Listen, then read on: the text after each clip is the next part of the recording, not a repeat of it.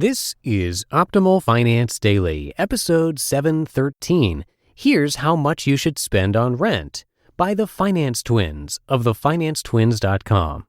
And hello again, I am Dan. I'm your host here on Optimal Finance Daily, where I read to you from some of the best personal finance blogs anywhere. And before we get to today's Day Before Thanksgiving post, a big thank you to Design Crowd for their support. Design Crowd is a website that helps entrepreneurs, startups, and small businesses, all kinds like accountants, dentists, photographers, marketers, and consultants, outsource or crowdsource custom logo, web, and business card design from designers around the world. For a special $100 VIP offer for our listeners, check out designcrowd.com/finance to learn more and save up to $100 when you start your next project. That's Design Crowd. DESIGNCROWD.com/finance, or simply enter the discount code FINANCE when posting a project on Design Crowd. For now, let's get right to it as we optimize your life. Here's how much you should spend on rent by the Finance Twins of thefinancetwins.com. Wondering how much I should spend on rent? For most people, housing will be the number one thing that they spend money on throughout their lifetime. Therefore, it is critical that you know exactly how much you should spend on rent. It can be the difference between a comfortable retirement or no retirement at all. There are tons of different rules for how much you should spend on rent, and we are going to cover all of them here. First, the 30% rule. This rule states that you should spend on rent no more than 30% of your gross salary. The 30% rule has been around a lot longer than you probably have, but it hasn't really gone anywhere. It was first set up by the government to cap public housing prices, but many still live by it today. In fact, one of us used to live in New York City for years, and landlords always required you to earn 40 times your monthly rent payment in salary, or they'd require a cosigner. 40x may sound like a ridiculously high number, but when you run the numbers, you see that it comes out to exactly 30% of your salary.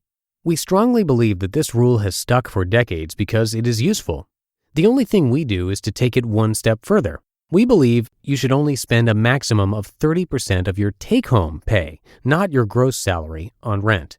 Remember, the less you spend, the more you save. How to calculate take-home pay. We define take-home pay as your salary minus your taxes. If you are making payments like 401k contributions or health insurance payments directly using payroll deductions, then you need to add them back to your paycheck before applying the 30% rule. It is important to make sure you are only taking the taxes out of your check, otherwise you'll be seeing a number that is too low. If you aren't sure what is coming out of your paycheck, you need to either get a paper copy of a pay stub or find one in your online employee portal.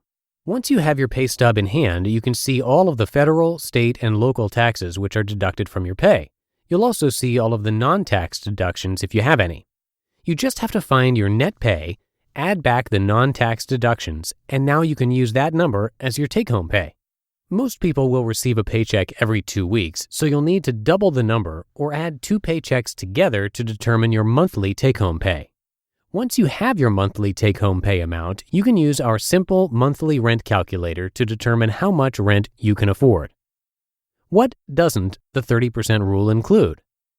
It is important to realize that the 30% rule doesn't include any housing-related expenses, like renter's insurance, heat, water, other utilities, etc. The rule only covers the cost to keep the roof over your head. This highlights the importance of trying hard to stay under the 30% of take-home pay for housing, because you may have a lot of extra expenses on a monthly basis once it's all said and done. This highlights the importance of trying hard to stay under the 30% of take-home pay for housing, because you may have a lot of extra expenses on a monthly basis once it's all said and done. The 50-30-20 rule. This is another rule that people use for general budgeting. It says that 50% of your income should go to necessities like rent, utilities, groceries, insurance, transportation, etc. 20% of your income should go to financial goals like saving for retirement and paying off debt, and 30% goes to your wants. This includes things that you'd want, like new shoes, haircuts, saving for a vacation, furniture, etc. This rule is a rough guideline, but we prefer the 30% rule for rent because it is more specific.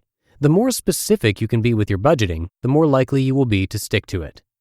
So what if I live in an expensive city like San Francisco, New York City, or DC?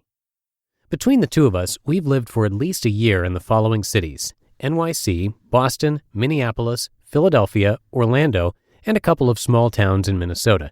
So believe us when we say we understand that rent in big urban cities can be ridiculously expensive. The truth is that if you are committed to being financially responsible, you'll find a way to stick to the 30% rule.